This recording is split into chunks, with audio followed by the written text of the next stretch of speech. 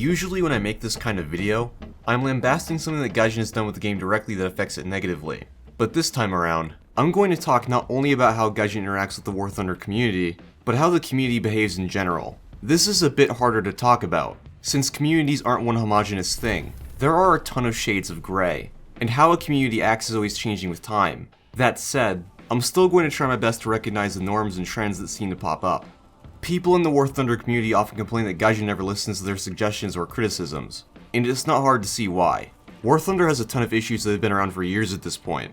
When Gaijin does implement a fix, it's often in this twisted monkey's paw type way, where you do get what you wish for, but with an added cost as well. Most recently, this can be seen in how Gaijin handled top tier tanks starting with Heat FS.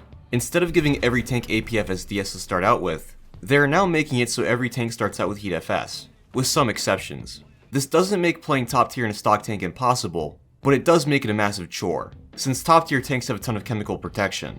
This can also be seen in the multiple traction nerfs that have been introduced. Instead of simply changing maps so that certain overpowered spots are inaccessible, Gaijin nerfed the climbing ability of tanks across the board, to the point that NPTs find it difficult to traverse mild slopes.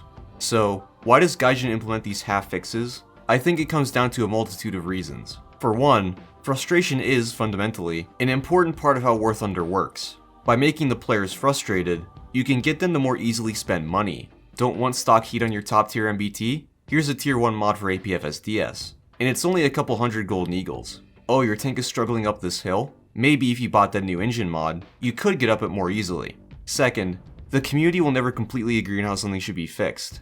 Some people think that the stock Heat FS change was a good thing. When Gaijin gets these mixed messages, someone will always come out of it frustrated that they didn't get things their way. Communities will tend to form microcosms that can, at some point, turn into echo chambers. When you're convinced that everyone thinks the same way that you do, you'll be pretty disappointed when things don't turn out how you expected. Third, and I definitely have no way to confirm this, but the devs might just be jaded from the harsh criticism they received over the years. And these monkey's paw fixes are just their way of showing their disdain. This is something I've noticed in a decent number of games, not just War Thunder. People often forget that PR people aren't the same guys that are actively developing the game. They throw all these insults at the developers, and when the PR guys come out and act like they're happy to hear all the criticism, the same cannot be said behind the curtains. I noticed this when looking into 343 Industries and their continued development of the Halo franchise. When you look at how ex-employees and current employees talk about the community, it's clear that there's not a whole lot of love there, but the PR guys act like there is. This kind of situation is a bit of a double-edged sword. On one hand, the community has a right to criticize, but that doesn't mean that they should go around throwing insults, or in some extreme cases, start threatening developers. On the other hand, the developers have a right to discard some criticism as unhelpful or malicious, but that doesn't mean they can just discard whatever they want, or that they should make game decisions out of spite. I'm not saying that what I do is anywhere near as stressful as game development, but in my line of work, I come across a lot of criticism, some of it pretty harsh. It's very easy to take everything negative and label it as hostile, but ultimately, that's pretty self-destructive. If you don't learn to accept criticism and differentiate between what is harsh and what is downright malicious or unhelpful, you're never going to advance yourself.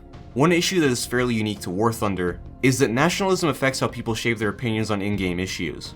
It's not uncommon for players to grow up hearing that their nation had the best vehicles during a certain time frame, especially with modern vehicles. The Abrams, Challenger 2, and Leopard 2 are prime examples of this. Some players will stick to playing only one nation, and this drastically changes how they perceive balance issues within the game. It kind of ties into the point I made earlier about the community forming echo chambers. When compared to other games, War Thunder's community seems to be more hostile and cynical, which I think is a combination of everything I mentioned previously. The game is inherently frustrating, especially with how horrible the grind is. Even with premium, players will generally be in a bad mood while playing, and will be more likely to use gimmicks or tactics that would generally be deemed unsportsmanlike. This can be seen during events like the ongoing summer event. The game becomes noticeably more frustrating to play. Everyone there wants to get their task done, and they'll take the path of least resistance to do that, even if how they accomplish that can ruin the game for everyone else. It's sort of everyone's fault. It's Gaijin's fault for creating this environment, and encouraging players to act in an unsportsmanlike fashion, and it's the community's fault for taking the bait. That's pretty much all I want to say on this subject. I'm already starting to reach a bit with a few of my points, so I'll just call it there. As always, hope you guys enjoyed the video, and I'll see you on the next one.